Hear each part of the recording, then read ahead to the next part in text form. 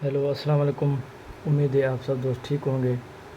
जैसे कि ये मोस्ट इम्पॉर्टेंट क्वेश्चंस की जो ये सीरीज़ चल रही है, उसमें जो आज का मेरा लेक्चर नंबर यानी कि 28 है, और ये इसी सीरीज़ का जो है वो लास्ट लेक्चर है। क्योंकि इसके बाद जो मैंने क्या करना है, जो भी बॉटनी के लेक्चरर के पास्ट पेपर्स हैं उनकी मैं ये सीरीज़ शुरू करने वाला हूँ, जिसमें यानी कि जो मेरे पास प्रीवियस सब्जेक्ट पढ़ी हैं जो टेस्ट हैं, मैं आपके साथ भी क्या करूँगा, डिस्कस करूँगा। सो आज का जो हमारा लेक्चर नंबर 28 है, वहाँ से आज हम शुरू करने वाले हैं। सबसे पहले हमारे पास जो मोस्ट इम्पॉर्टेंट क्वेश्चन है वो है आरक्यू। अगर आप आरक्यू को देख लें तो फेडरल की टेस्ट हो या Punjab tax public service commission हो या सिंध पब्लिक सर्विस कमीशन हो, अभी ये सवाल भी जो है वो पूछा जाता है। सबसे पहले पूछा जाता है कि आरक्यू है क्या। It stand for respiratory question. सबसे पहले ये खुद एक सवाल होता है कि आरक्यू स्टैंड फॉर, तो ये क्या होता है, रेस्पायरेटरी क्वेश्चन, यानी कि उसका फुल फॉर्म होता है। अभी असल में होता क्या है, आरक्यू जो होता है वो आरक्यू यानी कि इज इक्वल टू होता है किस पे, यानी कि volume of CO2 released, volume of CO2 released and volume of oxygen intake, यानी कि कितना amount of carbon dioxide release हो रहा है या उन कितना जो है वॉल्यूम ऑफ ऑक्सीजन जो है वो क्या हो रहा है, कंज्यूम्ड हो रहा है। उसको जब हम मेजर करते हैं तो उसको क्या कहा जाता है, आरक्यू कहा जाता है, यानी कि रेस्पिरेटरी क्वेश्चन। अब इसकी जो डेफिनेशन बनती है वो डेफिनेशन ये बनती है किसकी भाई, आरक्यू की, कि मतलब ratio of volume of CO2 evolved, ratio of volume of CO2 evolved and ratio of oxygen is consumed called as RQ। ठीक है, तो इसको कहा जाता है RQ, मतलब जितना वो कार्बन डाइऑक्साइड इवॉल्व हो रहा है, जितना वो ऑक्सीजन यानी कि कंज्यूम हो रही है, तो उसको हम क्या कहते हैं, यानी कि आरक्यू कहते हैं। अब सवाल ये आता है, सबसे पहले सवाल ये आता है कि अगर आपके पास यानी कि जो रेस्पिरेटरी सबस्ट्रेट है वो है क्या है, कार्बोहाइड्रेट है। If the respiratory substrate is carbohydrate, अगर आपके पास रेस्पिरेटरी सबस्ट्रेट यानी कि कार्बोहाइड्रेट है तो आरक्यू की वैल्यू क्या होगी, what would be the value of RQ. तो आरक्यू की वैल्यू क्या होगी, तो सबसे पहले जब हमारे पास यानी कि सबस्ट्रेट कार्बोहाइड्रेट होता है तो आरक्यू बराबर होता है किसके, आरक्यू इज इक्वल टू होता है 1 के, यानी कि आरक्यू की जो वैल्यू होगी वो क्या होगी, 1 होगी। फॉर एग्जांपल आप कैसे कहेंगे कि आरक्यू की वैल्यू क्या होगी, 1 होगी। अब एग्जांपल आप देख लें, फॉर एग्जांपल हम यानी कि यहाँ पे लिखते हैं C6H12O6 प्लस में हम 6O2 भी दे रहे हैं इसको मेटाबोलाइज करने के लिए। इन रिजल्टेंट होगा क्या चीज़ बनेगी, 6CO2 प्लस में 6H2O और प्लस में क्या होगा, यानी कि एनर्जी होगी। ठीक है, तो ये वाली चीज़ मिलेगी। अब हम देखते क्या हैं, अगर आप देख लें तो यहाँ पे 6 ऑक्सीजन उन्होंने ली हैं, तो उतनी 6 कार्बन डाइऑक्साइड क्या हुई है, इवॉल्व हुई है। तो जब उनकी वैल्यू क्या होगी, यानी कि बराबर होगी, तो हम अल्टीमेटली कहेंगे कि आरक्यू वुड बी द यानी कि 1। आरक्यू इज इक्वल टू, आप यहाँ पे रख लें कि भाई जितनी CO2 यानी कि इवॉल्व हो और उतनी आप ऑक्सीजन यानी क्या करें, कंज्यूम करें। तो इस पर क्या होगा, CO2 है, यानी कि मतलब इसमें क्या होगा, आरक्यू इज इक्वल टू यानी कि 6CO2 में प्लस में और डिवाइड में क्या पड़ेगा हमारे पास 6O2। अगर आप इनको आप कट कर लें तो इन रिजल्टेंट बचेगा क्या, यानी कि 1। तो जब हमारे पास यानी कि अगर रेस्पिरेटरी सबस्ट्रेट कार्बोहाइड्रेट है तो वैल्यू क्या होगी, जाकर 1 बनेगी। अगर कह रहा है कि दूसरे में यानी कि जब सबस्ट्रेट हो fat, when substrate is fat, अगर आपके पास जब जो सबस्ट्रेट है फेट हो तो आरक्यू की वैल्यू यानी कि क्या होगी। तो उसमें आपको पता होना चाहिए, जब फेट हमारे पास होती है तो आरक्यू की जो वैल्यू होती है, RQ is equal to less than 1, 1। अब यानी कि लेस देन 1 कैसे होगा, फॉर एग्जांपल यानी कि नियर टू द 0.7। अब ये कैसे होता है मतलब 0.7, क्योंकि यहाँ पे आप देखें तो हो गया क्या, R Q is equal to CO2 जो होती है वो यानी कि फैट के अंदर लेस रिलीज होती है, जो उनका अमाउंट होता है वो यानी कि कम रिलीज़ होता है। क्या होता है, कम रिलीज़ होता है। जब आर यानी कि CO2 जो है वो या फैट की मेटाबॉलिज्म होती है वो कम होती है CO2 की यानी कि इवॉल्व, और उसके बाद जो ऑक्सीजन जो होती है उनकी जो नीड होती है वो क्या होती है, मोर ऑक्सीजन यानी कि नीडेड होती है, मोर ऑक्सीजन इज़ नीडेड। और CO2 की जो मतलब यानी कि जो CO2 जो रिलीज़ होती है वो बहुत कम होती है। तो होता क्या है, जब ऑक्सीजन की वैल्यू बढ़ जाती है और CO2 की जब वैल्यू कम हो जाती है तो यानी कि ये क्या बनता है, लेस देन यानी कि 1। तो ये जब फेट होगा तो हमारे पास क्या बनेगा, 1 होगा। उसके बाद अगर आपके पास यानी कि मतलब यानी कि रेस्पिरेटरी सबस्ट्रेट है organic acid, when the respiratory substrate is organic acid, अगर कोई आपके पास यानी कि ऑर्गेनिक एसिड है तो उसमें आर क्यू की वैल्यू आखिर क्या होगी। आपको पता होना चाहिए ऑर्गेनिक एसिड में होता क्या है, ऑलरेडी ऑक्सीजन बहुत ज़्यादा होती है, ऑलरेडी ऑक्सीजन होती है, ऑक्सीजन इज़ प्रेजेंट यानी कि उनके अंदर ऑक्सीजन प्रेजेंट होती है ऑलरेडी। दूसरा क्या होता है और उसको ऑक्सीजन यानी कि ऑक्सीडेशन के लिए ऑक्सीजन लेस रिक्वायर्ड होती है, क्या होती है, लेस रिक्वायर्ड होती है ऑक्सीडेशन के लिए। जब ऑक्सीजन लेस रिक्वायर्ड होती है यानी कि ऑक्सीडेशन के लिए, तो इसमें होता क्या है, जो आर क्यू जो होता है वो मोर देन आर क्यू यानी कि इज इक्वल टू होता है मोर देन 1। जब भी आपके पास है यानी कि आपको पता होना चाहिए ऑर्गेनिक एसिड्स हों तो आर क्यू की वैल्यू क्या होती है, मोर देन 1 होती है। अब कैसे होता है, जब हम आर क्यू को देखते हैं तो ऊपर की जो वैल्यू होती है वो बढ़ जाती है।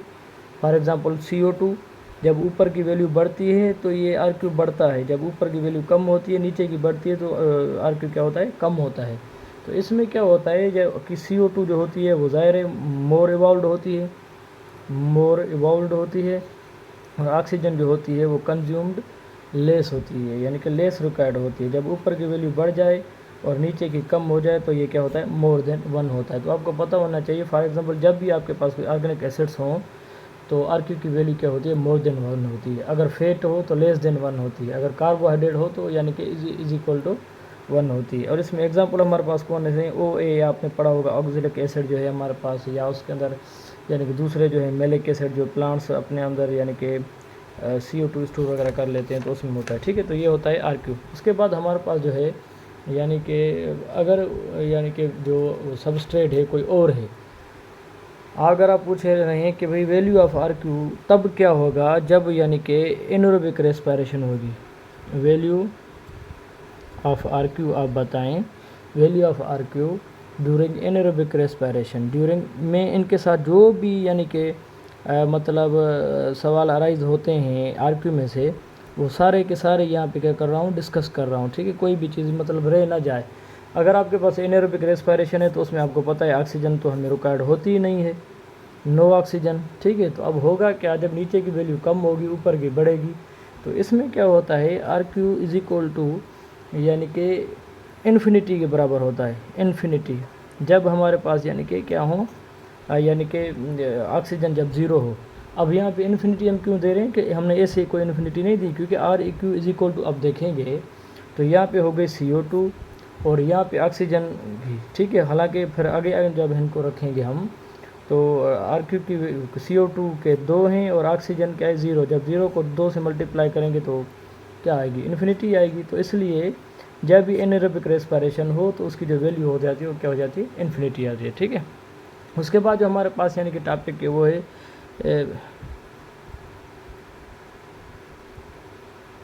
Apoplast pathway. अगर आप एपोप्लास्ट पाथवे को देखें तो अब ये कौन सा वाला पाथवे है, एपोप्लास्ट पाथवे एक ऐसा पाथवे होता है जो यानी कि क्या करता है, takes place through cell wall और intercellular spaces, takes place through cell wall और intercellular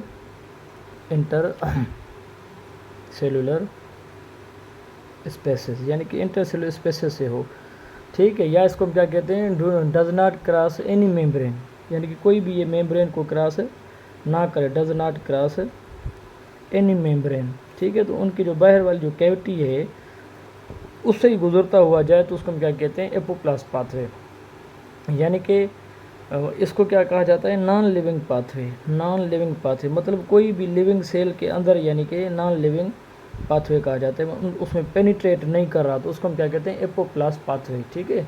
non living pathway takes place by this method. उसमें होता क्या है, यानी कि एपोप्लास्ट में अगर आप देखें कि फॉर एग्जांपल ये कोई सेल है, ये उसके बाद दूसरा सेल पड़ा है प्लांट सेल, तो इसमें क्या होगा, वो इनकी जो ये बीच वाली कैविटी होगी तो यहाँ से जब होगा तो उसको हम क्या कहते हैं, एपोप्लास्ट पाथवे, यानी कि ये क्या है, नॉन लिविंग पाथवे, किसी भी मेम्ब्रेन को क्रॉस वगैरह नहीं करा तो उसको हम क्या कहते हैं, एपोप्लास्ट पाथवे कहते हैं। उसके बाद हमारे पास दूसरा जो है वो है सिम्प्लास्ट पाथवे।